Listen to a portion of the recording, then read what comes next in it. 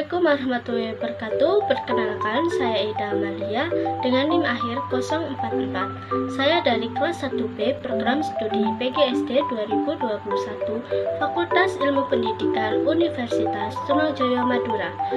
Pada video ini saya akan menjelaskan tentang fungsi dan tujuan pendidikan untuk memenuhi tugas UTS mata kuliah Ilmu Pendidikan yang diampu oleh Bapak Surudi Pratikno, SPD MPD. Fungsi pendidikan berdasarkan pada Undang-Undang Nomor 20 Tahun 2003 Pasal 3 tentang Sistem Pendidikan Nasional, terdapat fungsi pendidikan yaitu untuk mengembangkan kemampuan dan membentuk watak serta peradaban bangsa yang bermartabat dalam rangka mencerdaskan kehidupan bangsa. Dari kajian antropologi dan sosiologi, ada 3 fungsi pendidikan, yaitu 1. Mengembangkan wawasan subjek didik mengenai dirinya dan alam sekitarnya.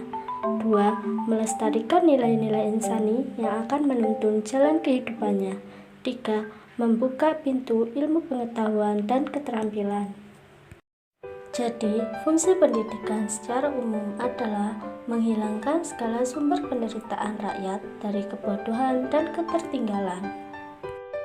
Sedangkan secara garis besar, fungsi pendidikan yaitu mengubah pola pikir manusia untuk menuju kehidupan yang lebih baik.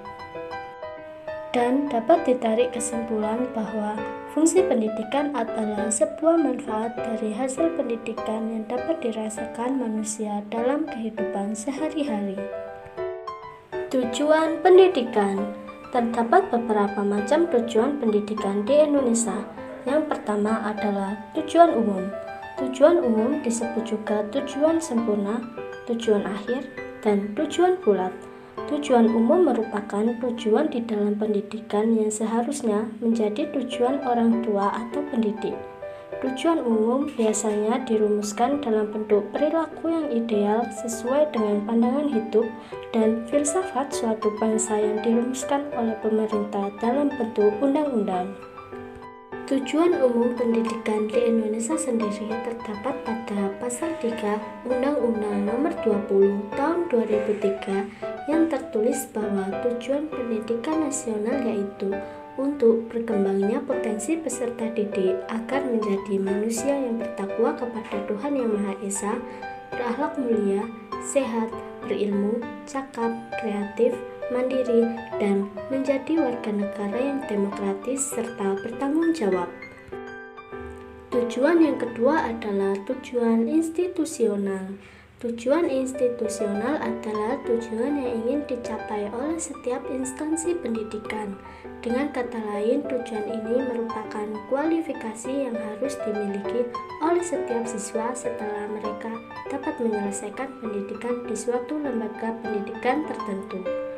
Oleh karena itu, setiap lembaga pendidikan memiliki tujuan institusional sendiri. Selain itu, tujuan nasional ini lebih konkret jika dibandingkan dengan tujuan nasional.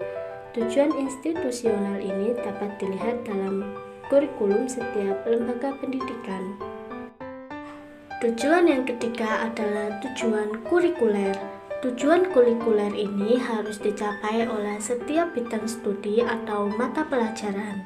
Tujuan kurikuler merupakan penjabaran dari tujuan institusional, sehingga kumulasi dari setiap tujuan kurikuler ini akan menggambarkan tujuan institusional. Artinya, semua tujuan kurikuler yang ada pada suatu lembaga akan diarahkan untuk mencapai tujuan institusional yang bersangkutan. Contohnya, matematika, IPA, IPS, dan lain-lain. Tujuan ini dapat dilihat dari garis-garis besar program pembelajaran. Dan tujuan pendidikan yang keempat adalah tujuan instruksional. Tujuan ini dapat didefinisikan sebagai kemampuan yang harus dimiliki anak didik setelah mereka mempelajari bahasan tertentu dalam bidang studi tertentu dalam satu kali pertemuan. Tujuan instruksional dapat dibagi menjadi 2 macam, yaitu 1.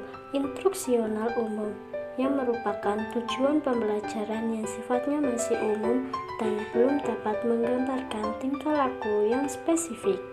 Yang kedua, instruksional khusus, yang merupakan penjabaran dari tujuan instruksional umum. Tujuan ini dirumuskan oleh guru dengan maksud agar tujuan instruksional umum tersebut dapat dispesifikasikan.